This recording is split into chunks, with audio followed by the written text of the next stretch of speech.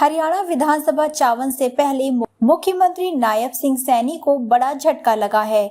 अपने गृह क्षेत्र नारायणगढ़ से मुख्यमंत्री सैनी अपनी पत्नी सुमन सैनी को चुनाव लड़ाना चाहते हैं, लेकिन सुमन को प्रत्याशी बनाने से पहले ही यहां बगावत शुरू हो गई है। जिला परिषद के चेयरमैन राजेश लाड़ी ने आज भाजपा का साथ छोड़ दिया और प्रदेश कांग्रेस के कार्यकारी अध्यक्ष रामकिशन गुर्जर व स्थानीय विधायक शैली चौधरी की अध्यक्षता में कांग्रेस पार्टी ज्वाइन की। इस अवसर पर जिला परिषद सदस्य रजत जंती भी कांग्रेस में शामिल हुए।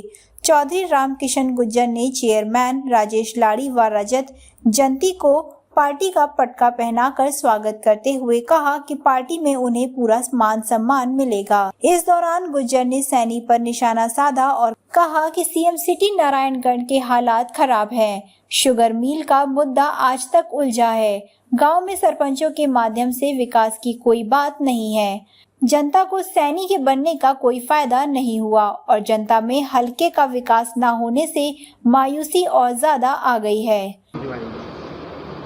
देखिए, आज ये हमारे जिला परिषद के चेयरमैन अम्बाड़ा से राजेश लाडी जी, उनके साथ हमारे छोटे भाई हैं जिला परिषद के मेंबर रजत जंती जी, उनके साथ हमारे 3 दिन पहले जिन्होंने कांग्रेस पार्टी को अपना समर्थन दिया, जिला परिषद के मेंबर हैं नरेंद्र जी।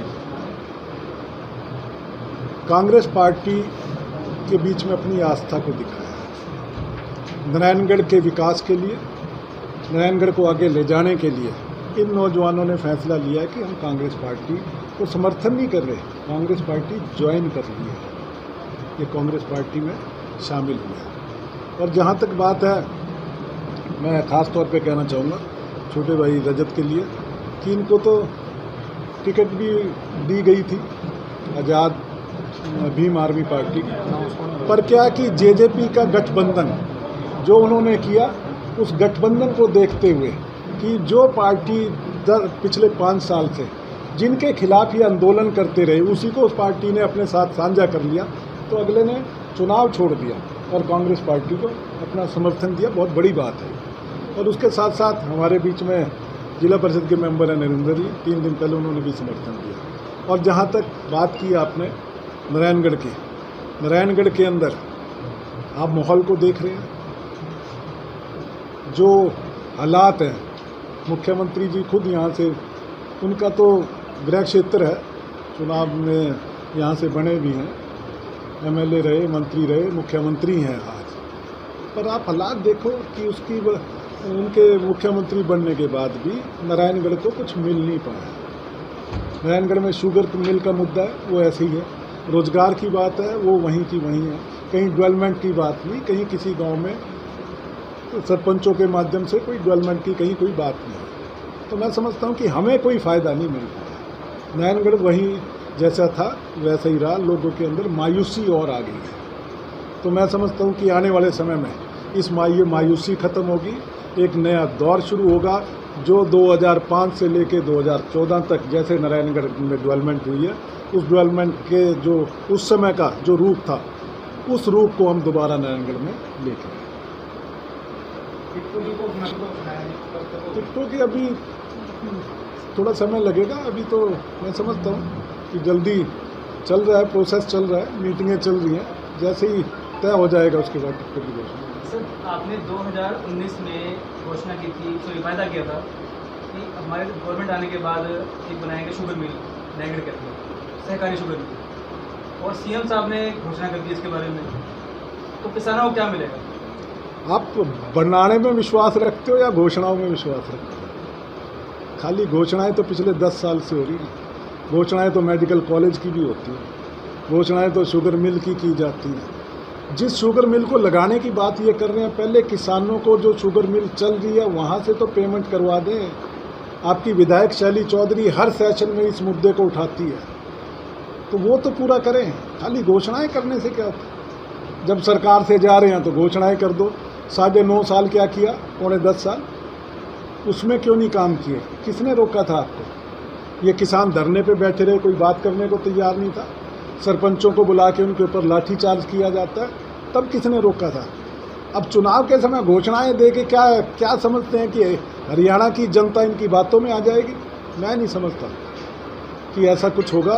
आने वाला समय बिल्कुल क्लियर है, सारी बातें स्पष्ट दिखाई दे रही है कि हरियाणा में प्रचंड बहुमत के साथ कांग्रेस की सरकार। हरियाणा के सीएम बार बार एक ही बात कह रहे हैं हर जगह कि कांग्रेस ने अपने 10 साल के कार्यकाल के अंदर दबा के भ्रष्टाचार किए।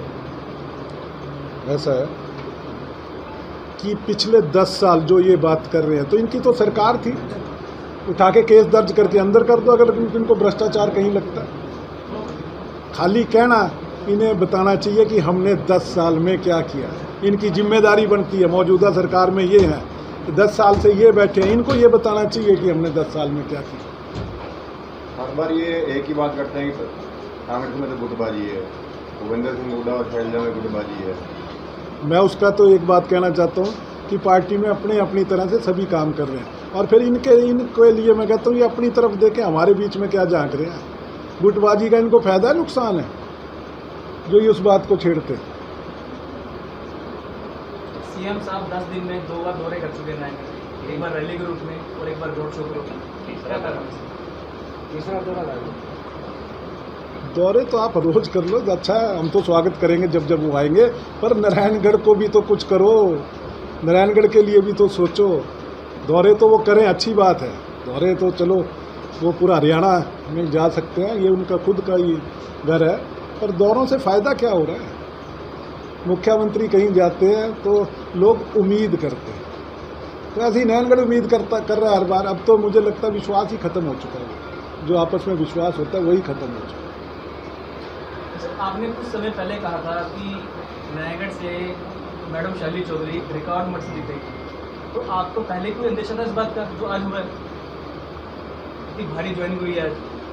ये तो देखिए ये मैं कोई अपने मन की बात नहीं कहता कि मेरे मन में आ रहा है, मैं कहता हूँ मैं हालात, जो परिस्थितियाँ हैं, जो मैं माहौल देख रहा हूँ, नारायणगढ़ लोगों के अंदर जो बीजेपी के प्रति नाराज़गी है, जो ये समर्थन मिल रहा है, जो आज युवा की सोच बन चुकी है, तो उसके आधार पे मैं कह रहा हूँ कि भारी बहुमत से शैली चौधरी।